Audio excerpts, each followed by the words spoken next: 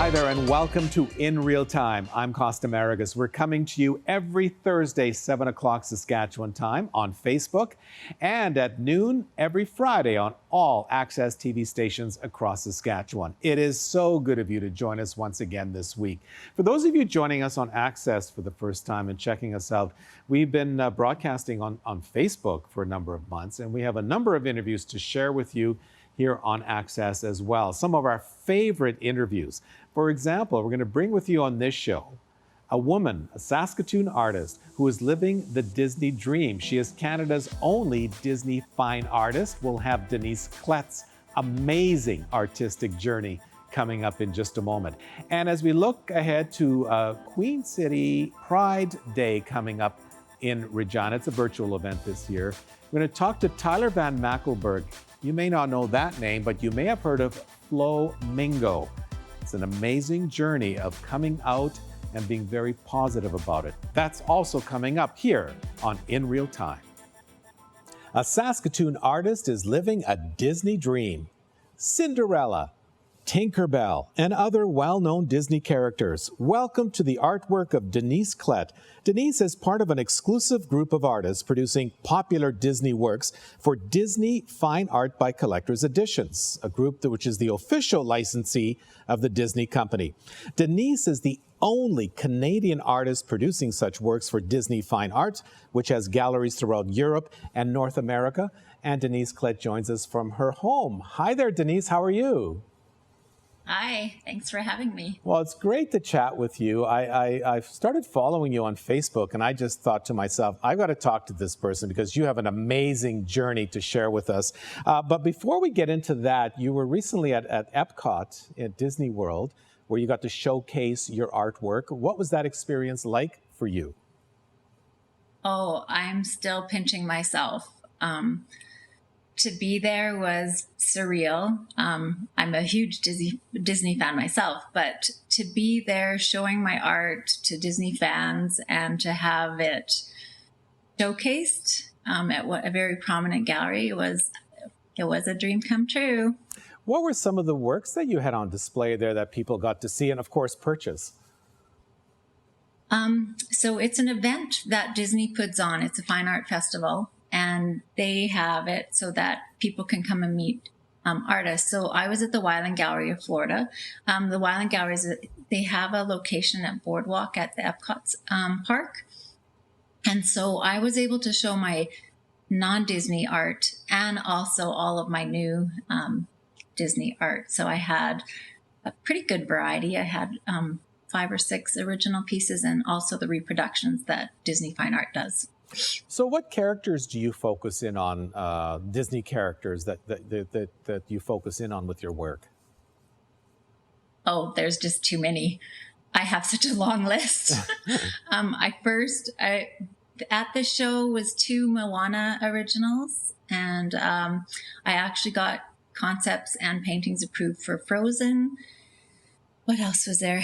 Mickey and Minnie and Cinderella. Oh, wow. And The Lion King. All familiar characters to people at home, no doubt about that. Now, you're the only Canadian artist here in this Disney arts team, which is quite an honor because there are not many around the world, in fact.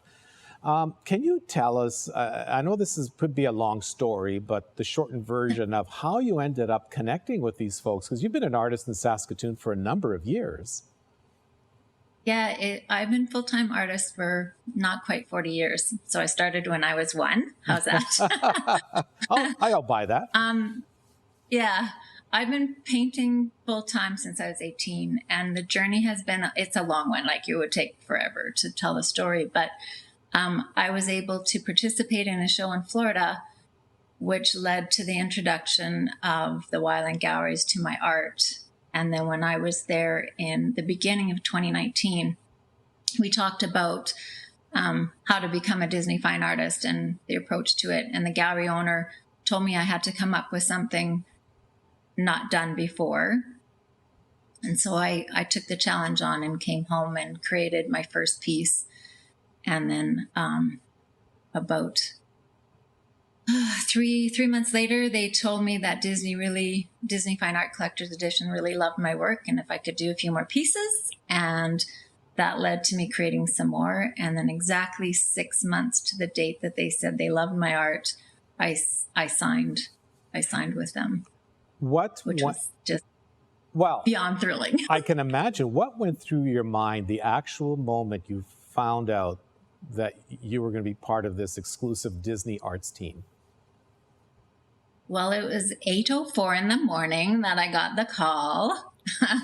And it was a good thing. It was a good thing that I was sitting, because my heart was just pounding, and I actually couldn't believe that this was true. I mean, I had 6 months to think about it and like dream about it and hope that everything, would be successful through the approval process, which is quite lengthy. And when I got the call that I was a member of the family, they said, "Welcome to the family." Mm-hmm. And I was just, I screamed. I think I cried a bit. Mm-hmm. And then I phoned my husband. Well, of course, it is big news for any artist, indeed. I want to ask you a little bit. I'm just curious, when you produce a piece of art for Disney, or eventually, for the fine arts people who pass it on to Disney, but what is the vetting process there? I'm just curious about that. Like when I do a concept, you mean? Yes. Okay, so I actually have the privilege of being able to pick what I want to create from most of the libraries of Disney movies. So I'll come up with an idea. I draw it on my iPad, full colored, with lots of notes, and then it gets submitted up to Disney Fine Art, and then they submit it to the Walt Disney Company, and it actually goes, depending on the category that it fits in. Let's say if it's the princesses, it will go to the princess, that department, and they will say, yes, that's good, or no, you have to change this. And if there's changes, it's usually minor. They'll come back with, no, that line isn't correct. Once that's approved, I have the go-ahead to produce the actual artwork. And then once that's done, it goes through the same approval process again. Hopefully it's perfect, because my art isn't just painting, it's sculpting and painting. So it's hard to make changes. And then once that's approved, then it gets approved for distribution. It's given a SKU number, put into the catalog, and then it's allowed to be sold. Wow. So start to finish, 3 to 6 months each piece. Wow. So what, if you don't mind me asking, what does something like this cost? What would it cost if I was interested in purchasing one of those pieces? Well, they're not cheap.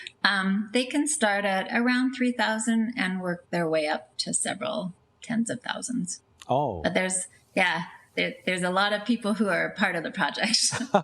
Wow. And so this is not from my kid's bedroom then, unless I'm one of those really wealthy people, I suppose. No, it's not. It's very much adult, like lots of adult collectors. They're serious about their Disney collections, and they're from all over the world. I mean, I haven't met them all, obviously, but yeah, there's serious art collectors that love the Disney theme. So what do you look for inspiration when producing one of those pieces for Disney? I honestly know Moana movie off by heart, because when I'm working on a piece, I will play the Disney movie in the background, and it drives my husband crazy. But I use the energy of the movie to, help keep motivating me. And there's so many ideas. I have so many ideas. I have a sketchbook full of just, okay, next. And then also, if it's a commission from a collector, they kind of have an idea of what they would like. And, I have lots of leeway to create from that too. Well, I encourage people to go to your website, and even your Facebook page too. It's a beautiful website, by the way, and it showcases your work and all its splendor. Thank you. We do encourage people to check that out. I do want to ask you, though, about the work that's behind you there. What is that? Yeah. Oh, wrong way.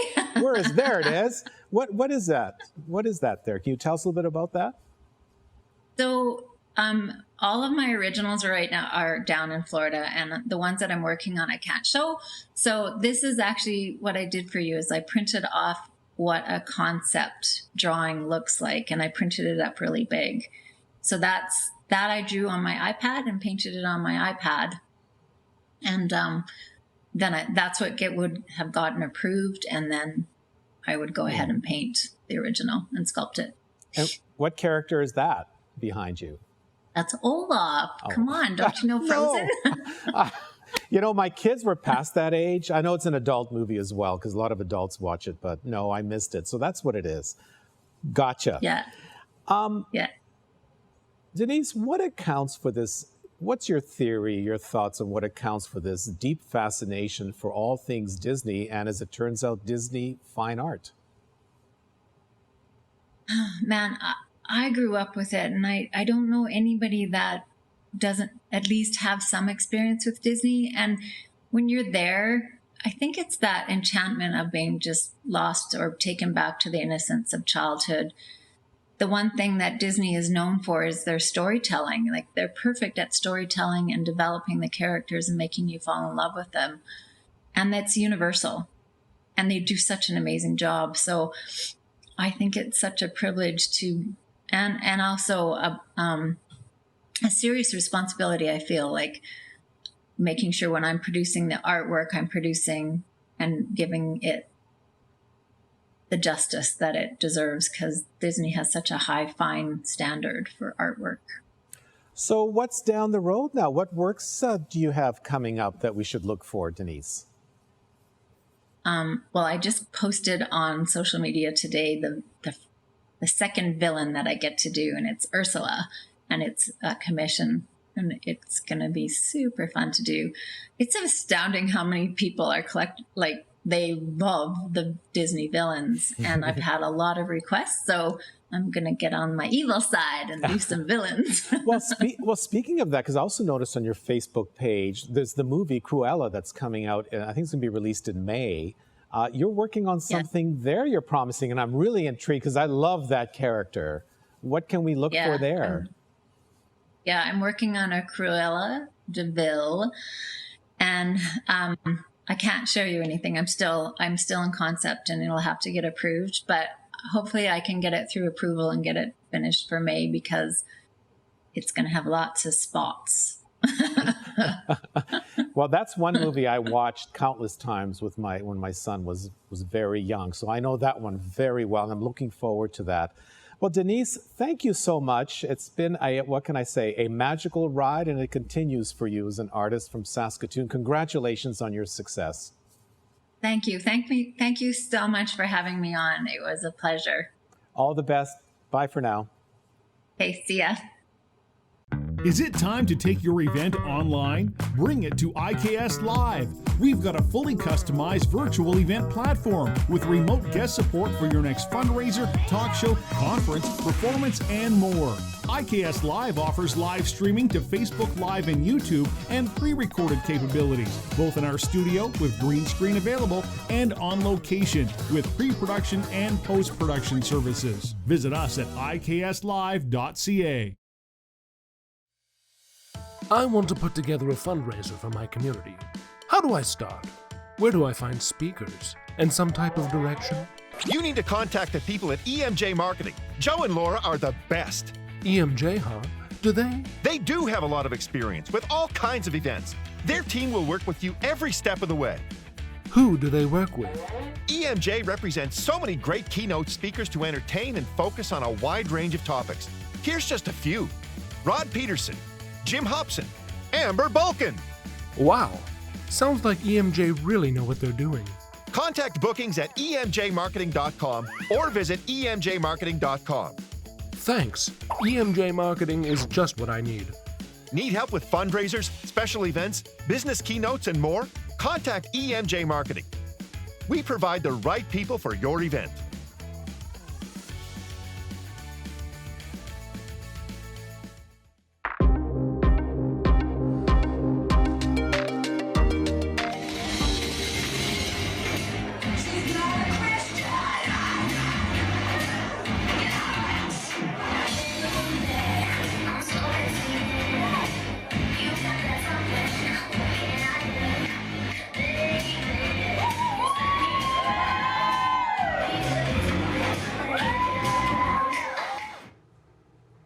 And that was Flamingo, and this is Terry Mackelberg, aka Flamingo. Hi, Terry. Hello, Costa. How are you? I'm very well. It's nice to meet you finally. Finally. We've crossed paths here, which is really good. Thanks for joining me. Well, thank you so much. We're here at Mikkel's Coffee Shop in Regina, one of the newest coffee places in Regina, and it's great to be here as well. Terry, are we okay to remove the masks now? Absolutely. Okay, I'd rather, let's because just then do I can that. drink some coffee. I know.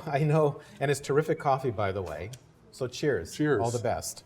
So we just saw Flamingo in those scenes there. Tell me something. What inspired you to do that? You know, it's a number of things. It's not that, like, I grew up thinking, oh, I want to dress as a woman.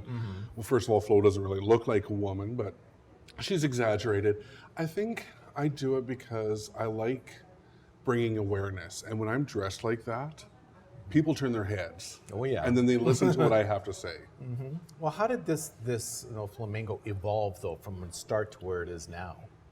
You know what? I went to a couple drag shows and you know, kind of got an idea of what they were doing. And I contacted a friend of mine who also does drag and just said, this is what I want to do. And they kind of walked me through the process. You know, first you pick a name, and then you have to, you know, get the necessities, you know, some foundation and stuff. So they took me shopping, got the basics, and Like, what do you mean the basics? Because I wouldn't even know where to start with something you need like that. powder and foundation. That's your most basics. Is that right? Eh? Just a little lip chap and mascara. Yeah, but this looks like a very sophisticated dress-up kind of a session. I mean, what's involved in getting ready and preparing yourself for that? Well, Flo's extremely exaggerated. You know, when I first started doing drag, I tried to do the more softer look. And I'm like, no, that's just not working for me. Like, I need loud, and so that's how Flo became Flo, who she is right now.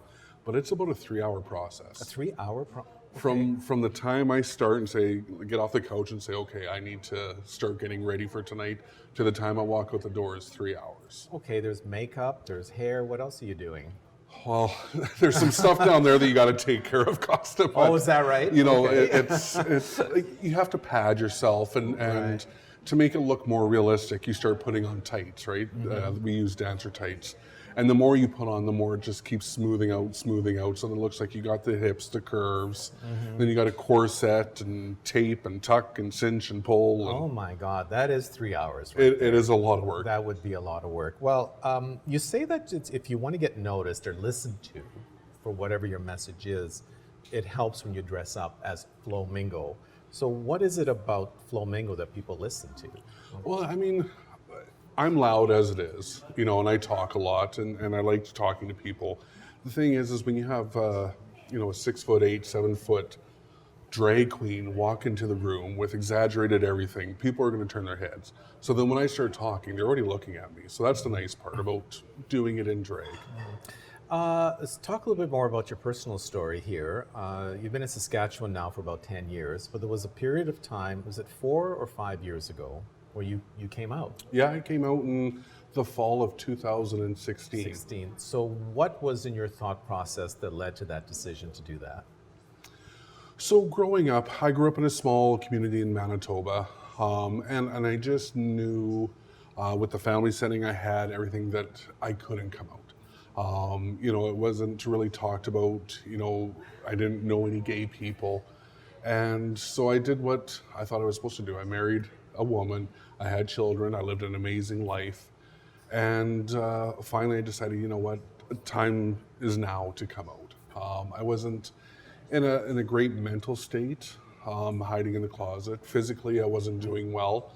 I got to a weight of 540 pounds. You know, there was just a lot of mental issues that I was dealing with. I turned to food to help comfort me. So then I finally decided, you know what, I have to live my true, authentic life, and I came out of the closet. And what happened when you did that? With my immediate family, like my children, my ex-wife, it went great. My kids accept me. They know who Flo is. I'm still their dad. They're still a big part of my life. My ex-wife, we almost kind of grew closer after the separation when I came out, because it was kind of a relief for her, knowing, okay, there's nothing I could have done. You know, this is who he is. With my parents, the last thing my father said to me, well, and I'll paraphrase it a little bit, but basically, you're not welcome in our life anymore. which is a true, something that happens to a lot of LGBTQ2S youth when they come out. They may no longer have a home to go to. How did that make you feel when your parents stopped accepting you like this? It hurts. I mean, no matter what age you are, it hurts. The biggest thing is I'm, at the time, was 34 years old. So I could handle it. I had the tools to handle it. I also relied heavy on my community. And when I say community, I mean the LGBTQ2S community. That's one amazing thing about coming out is you get a new family. They may not be blood, but they're there for you. So I relied heavily on them. And I still had my kids. And my ex-wife was still part of my life. And my health was there. So I got through that.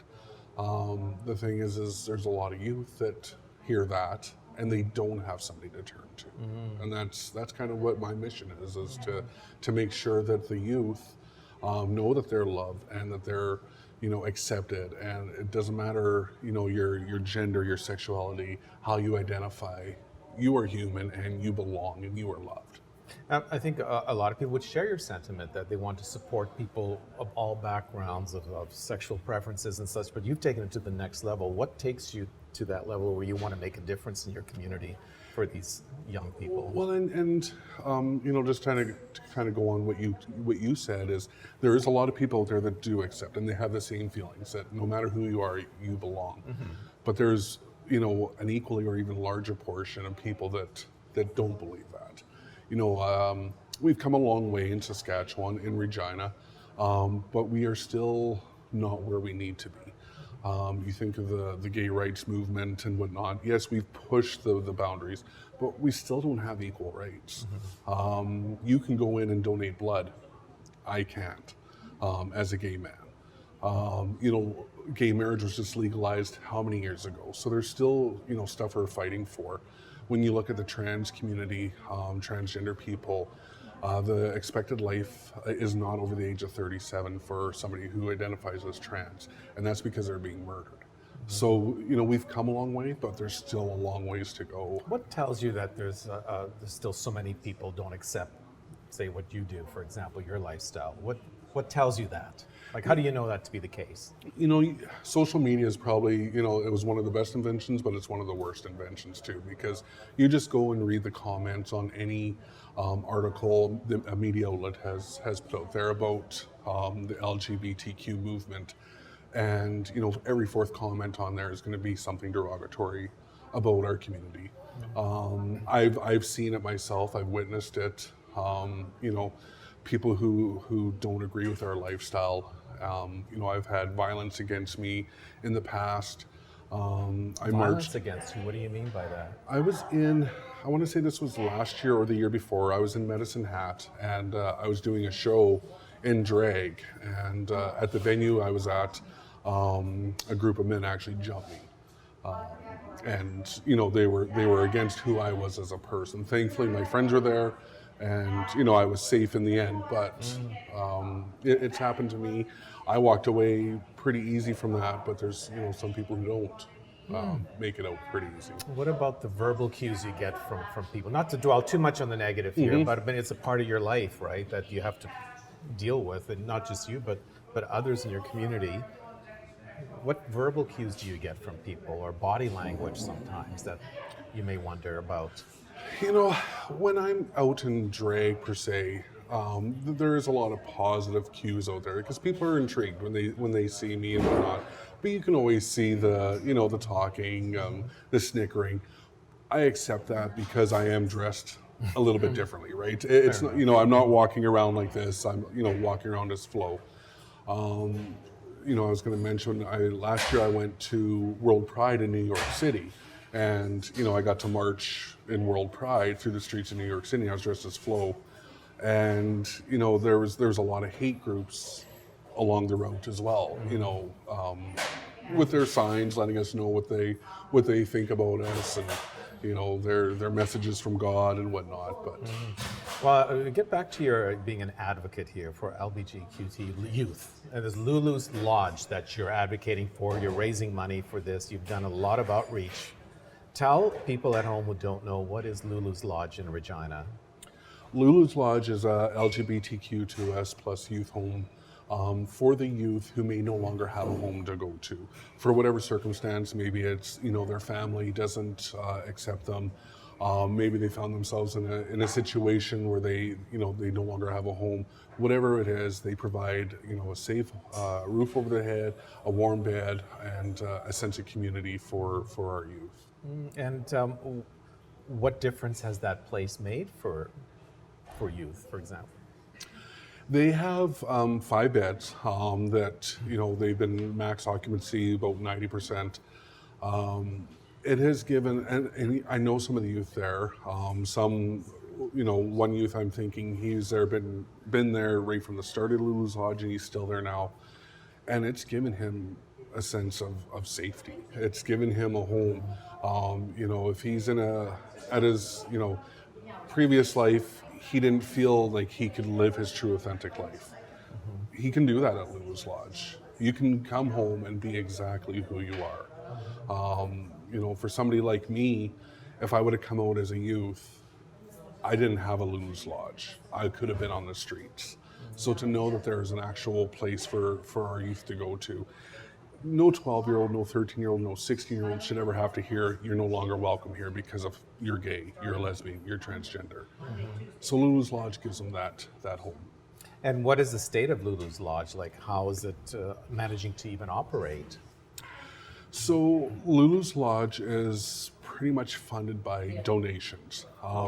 When you're an LGBTQ2S specific organization, there's no federal money for you to have. There's no government funds there because it's specific to a certain demographic. So basically, the doors are open because of money that's been raised for Lulu's Lodge. Our community has really come together and raised money for that place. I know I've done a lot of work for Lulu's Lodge, a lot of advocacy, but really it's the entire community that has come together to do this. So you're vocal in your way of raising funds and awareness for Lulu's Lodge. That's one aspect of your life. You entertain too. You're a good entertainer. I saw some of that stuff out there. It's pretty good stuff, let me tell you. But in saying that, what are your plans now? Like what's down the road for you? COVID has really put a damper on a lot of the stuff that I like to do. I do like to entertain people. I'm definitely not the best entertainer out there, but I have a good mouth on me and people like to listen to what I have to say. Before COVID, I had a monthly show at the Cure Kitchen and Bar with my co-host Katie Harry, and that show was basically dedicated to raising money for Lulu's Lodge. Until COVID is over, we've had to come up with some unique ways to raise money. So I've been doing some online shows. We're kind of looking at the 30th of January to do a cooking show with Flo, and I have a celebrity guest baker that's going to be on there. So it's kind of looking at avenues like that. I don't sell tickets, so really everything I do, I look for donations. I don't get paid for this, but if I can raise $1,000, $2,000 for Lulu's Lodge in the non-profit world, that's a lot of money for them. Yeah, and also raising some positive awareness as well, Absolutely. Which is a good thing. Terry, Flo, Mingo, thank you so much for joining me today here at Mikhail's Coffee Place in Regina. I wish you all the best. Thank you so much. It's been my pleasure. Thank you.